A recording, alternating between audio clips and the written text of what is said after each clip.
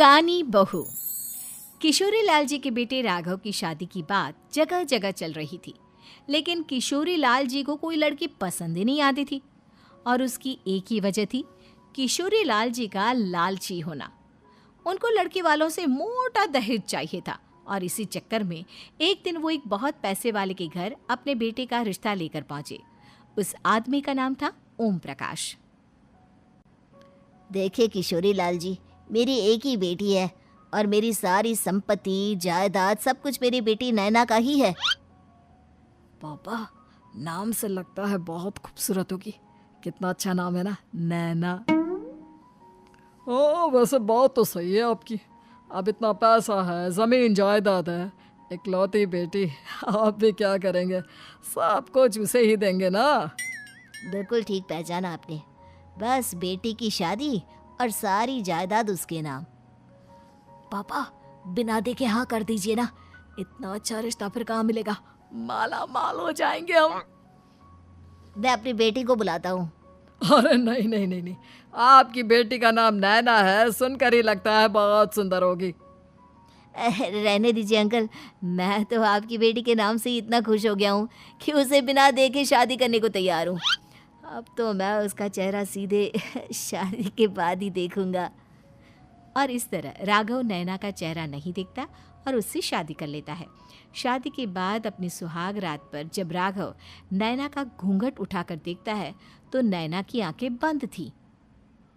कितने खूबसूरत हो तुम नैना, जरा अपनी आंखें खोलकर मेरी तरफ देखो तो सही। नहीं, मुझे शर्म आती है। अरे, मैंने तुम्हें शादी से पहले भी नहीं देखा, और अब अगर तुम आंखें खोलकर मुझे देखोगी भी नहीं तो मुझे अच्छा कैसे लगेगा? इससे पहले कि नैना अपनी आंखें खोलकर राघव की तरफ देखती, अचानक से लाइट चली गई और राघव नैना को पूरी तरह से देख भी नहीं पाया। अगली सुबह नैना राघव के लिए नाश्ता बनाकर लेकर आई। अरे ये क्या, आधा पराठा सेका हुआ है और आधा बिल्कुल कच्चा। ये तुमने क्या किया नैना? बहू, तुमने क्या आधा पराठा तवे से नीचे लटका कर रखा था, जो आधा सिका है और आधा कच्चा? मुझे जितना दिखेगा उतना ही तो सीखूंगी ना पापा जी। जहाँ जहाँ मुझे नजर आ रहा था वहाँ मैंने सीख लिया, जहाँ जहाँ नहीं दिखा वहाँ कच्चा रह गया होगा। इसका क्या मतलब है? ये कैसा मजाक कर रही है तुम? अरे बहू, तुमने इतना लंबा घूंघट क्यों लगाया हुआ है? देखो, हमारे घर में बहुओं को बेटी की तरह रखा जाता है, और फिर तुम तो इतना सारा माल लेकर आई हो। देखो, ये घूंघट डालकर रखने की कोई ज़रूरत नहीं है। हाँ नैना, पापा जी ठीक कह रहे हैं, तुम तो आराम से रहो, अपना ही घर समझो। नैना अचानक से अपना घूंघट उठा लेती है। अरे ये क्या पापा, नैना की तो एक आंख फूटी हुई है। नाम से नैना, लेकिन ये तो कानी बहू निकली। मेरे साथ धोखा हुआ है, धोखा। बिना दिखाए अपनी कानी लड़की मेरे संग ब्याह दी। मुझे कानी बीवी नहीं चाहिए। मुझे अभी ओम प्रकाश जी से बात करनी पड़ेगी। आखिर उन्होंने मेरे साथ ऐसा किया क्यों? अरे, आप लोगों ने ही तो पापा से कहा था कि आप लोग शादी से पहले मुझे देखना नहीं चाहते।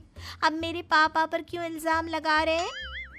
अरे लेकिन उन्हें बताना तो चाहिए था ना कि तुम कानी हो, एक आंख से तुम्हें दिखाई नहीं देता। किशोरी लाल और राघव नाराज होकर ओम प्रकाश को अपने घर बुलाते हैं। पापा जी, ये आपने क्या किया? शादी से पहले बताया क्यों नहीं कि नैना की आंखों में परेशानी है?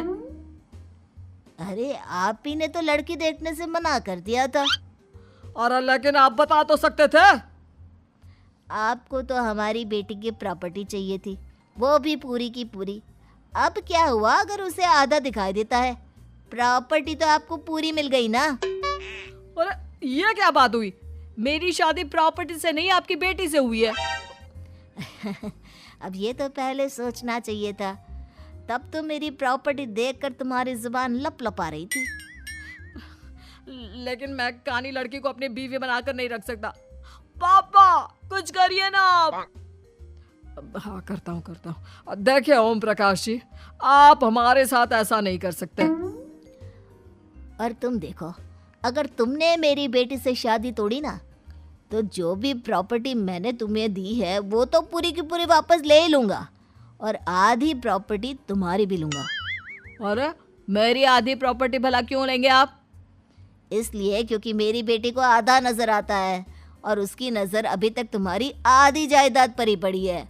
अब तुम उसे घर से निकालोगे तो कुछ तो लेकर जाएगी ना। और अगर हम आपकी बेटी को अपने घर की बहू बना कर रखे तो?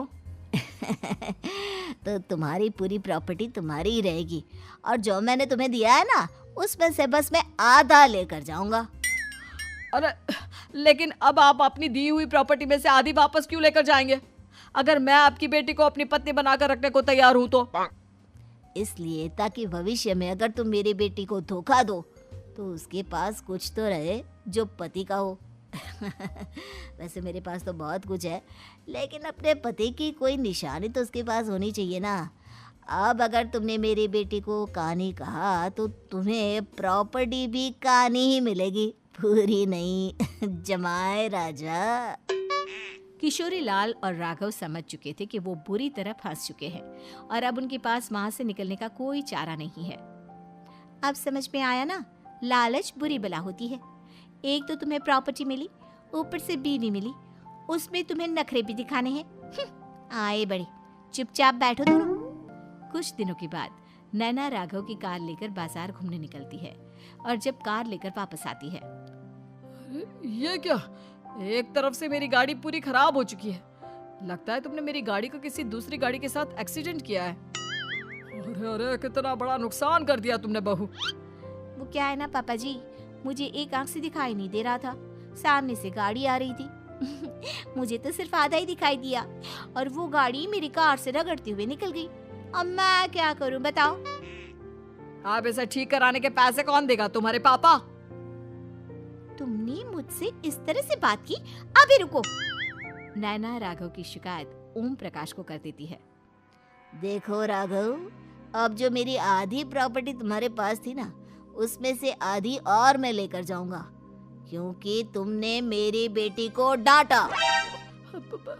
अरे नहीं नहीं पापा जी, गलती हो गई, माफ कर दो। गलती की तो कोई गुंजाइश ही नहीं। अगली बार मेरी बेटी को डांटा तो बची हुई आधी में से आधी और ले जाऊंगा।